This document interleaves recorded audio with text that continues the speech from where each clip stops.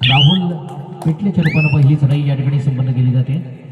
सागर कोंडमाळा या संघावरती आक्रमण केले जाते. एक मजबूत आक्रमण राहुलचं नेहमीच असतं. राहुल पेटलेच्या रूपानं एक मोठी चढाई नेहमीच प्रत्येक क्रीडांगणावर असते आणि तीच सुरुवात तो शुभारंभ या ठिकाणी केला जातोय राहुलच्या माध्यमातून. युवराज नवरंगच्या दिशेने हे आक्रमण प्रभावी केलं जातंय आणि जोरदार आक्रमणाच्या जोरावरती आपण या ठिकाणी राहुल मात्र असफल होतोय. लगातार पद्धतीनं जर्सी क्रमांक 12ला प्रत्युत्तर दाखल म्हणून आक्रमण करावं लागतंय. निदान रेषा पार केली जाते. पुन्हा एकदा फोनवर जाऊन गंडी टिपण्यासाठी आतुर असणारा जर्सी क्रमांक 12ला आपण पाहतोय.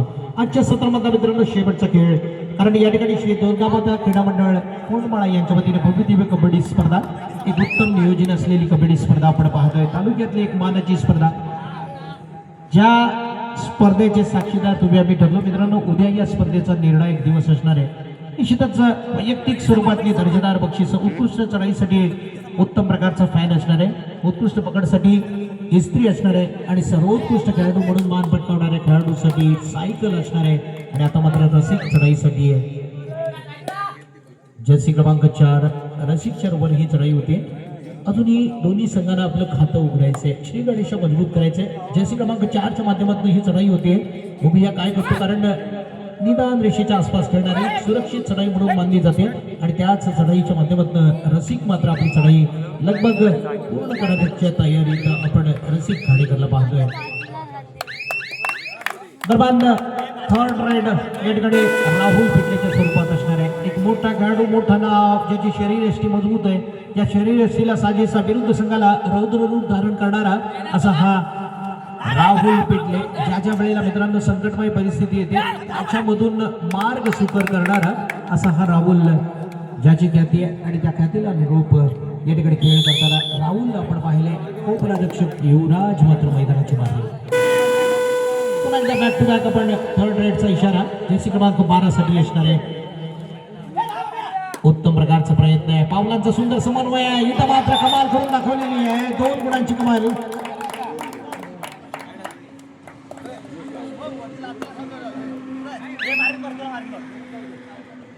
2-1 अशी सुंदर सुरुवात.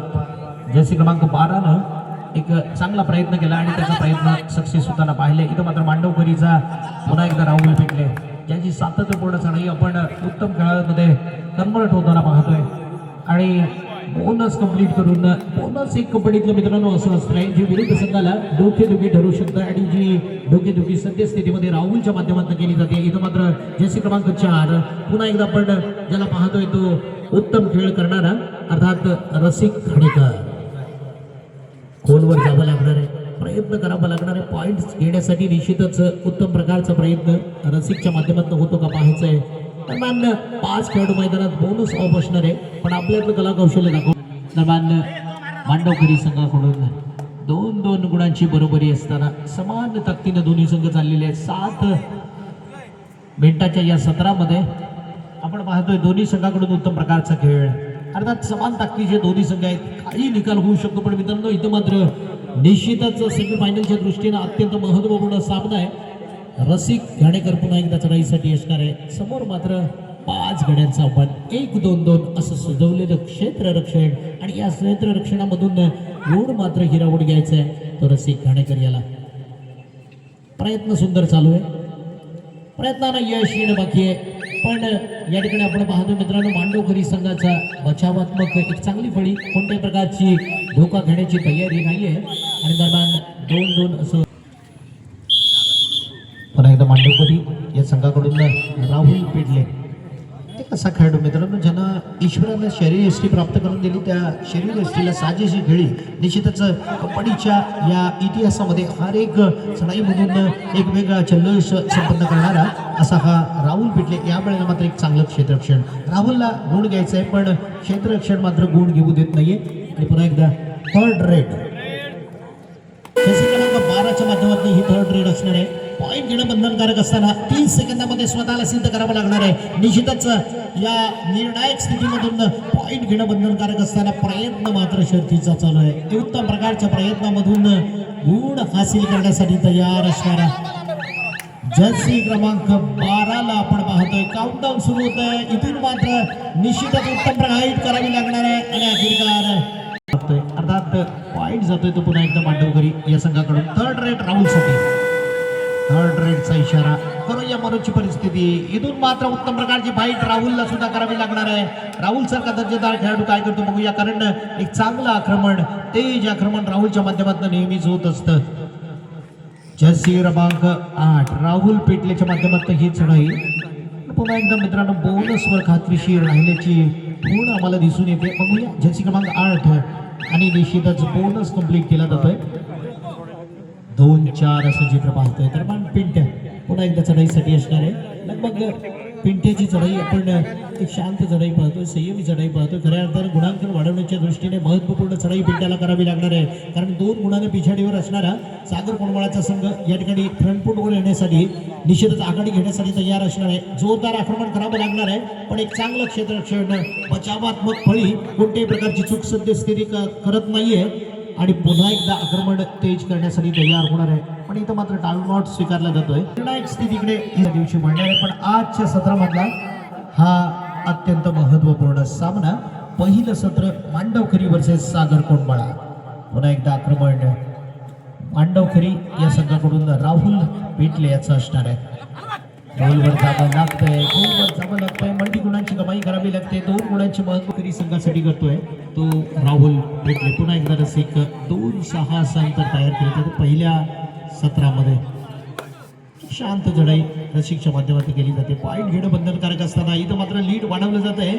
निश्चितच 4 गुणांचं लीड मांडवखरी या संघाकडून केलं जात आहे आणि हे लीड तोडण्यासाठी पुन्हा एकदा एक सक्षम, चांगली, मजबूत चढाई करण्यासाठी तयार होतोय तो रसिक घाणेकर.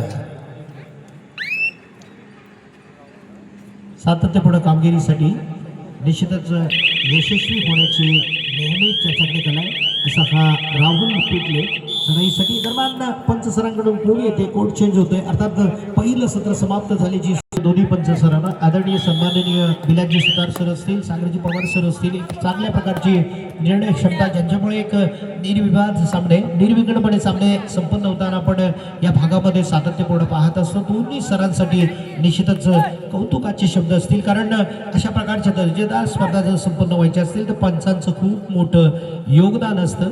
ते आदरणीय सन्माननीय बिलाजी सुतार सरांच्या माध्यमातून येते, शिवाय पवार सरांच्या माध्यमातून आपल्याला दिसून येते. निर्णायक सत्राकडे आपण बोलतोय. सागर वर्सेस मांडवकरी. सागरला कमबॅक करावं लागणार आहे, राहुलला या ठिकाणी फसवावं लागणार आहे, रणनीतीमध्ये अडकावं लागणार आहे. निश्चितच रोखून धरण्याची क्षमता सागर कोंडमाळा या संघाकडून दाखवावी लागणार आहे. बघूया या ठिकाणी राहुल सारखा दर्जेदार खेळाडू थांबवला जातो का. निश्चितच राहुलला थांबवलं तर या सामन्यावरची मजबूत पकड आपण निर्माण करू शकतो. सद्यस्थितीमध्ये 4 सागर कोंडमाळा या संघाचा मुख्य लीडर मात्र या संघामध्ये दिसत नाही. रसिकला आपल्या खांद्यावरती जबाबदारीचं ओझं घ्यावं लागणार आहे. बघूया रसिक घाणेकरच्या माध्यमातून ही चढाई आपण या ठिकाणी अनुभवतोय. सद्यस्थितीमध्ये एक मजबूत चढाई करावी लागणार आहे, पण इथं मात्र रसिकच्या चढाईला खिंडार पाडले जाते, थांबवली जाते चढाई. आणि पण उत्तम खेळ करणारा रसिक घाणेकर मात्र मैदानाच्या बाहेर जातोय. मित्रांनो 7-3 असं अंतर तयार केले जात आहे आणि लगभग 3 खेळाडू मैदानात सुपर टॅकल ऑन असणार आहे, पण जराही मनावर दडपणाचं ओझं नाही आहे. निश्चितच विरुद्ध संघाकडून गुण हिरावून घेण्यासाठी जो माहीर आहे, मशहूर आहे, प्रसिद्ध आहे असं मांडवखरीचा राहुल पेटले हर एक प्रयत्न करतोय.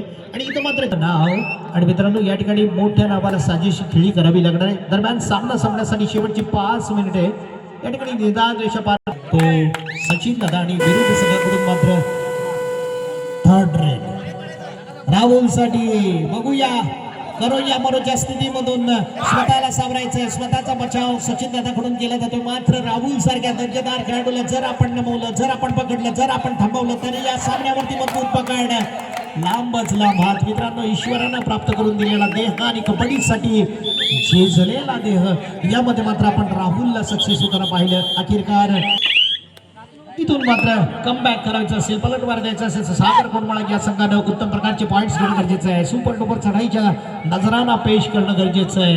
मोठा खेळाडू जो उत्तम गुणांकन वाढवण्याच्या दृष्टीनं महत्त्वपूर्ण खेळ करतो. 4 मिनिटं आणि 10 सेकंदाचा कालावधी शिल्लक आहे. 1 क्रमांक जर्सी करून नेक कामगिरी करण्याचा प्रयत्न पण अखेरकार पुन्हा एकदा असफल. इथं मात्र राहुल पिटले वारंवार सातत्यपूर्ण विरुद्ध संघाला फक्त आणि फक्त बॅक फुटवर ढकलण्यासाठी तयार होतोय.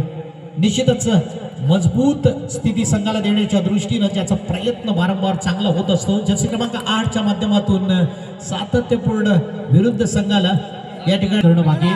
थर्ड रेड दबावामधून प्रभाव दाखवावा लागणार आहे मित्रांनो, कारण या ठिकाणी आपला संघ संकटमय परिस्थितीमध्ये असताना एक उभारी देण्याचं काम, एक महत्वपूर्ण बढत देण्याचं काम जर्सी क्रमांक 1 कडून होतं का. साखळीमध्ये पुन्हा एकदा फसवलं जात आहे. दबावामधून पुन्हा एकदा मित्रांनो उभारी घेऊ शकत नाही सागर कोंडमळाचा संघ.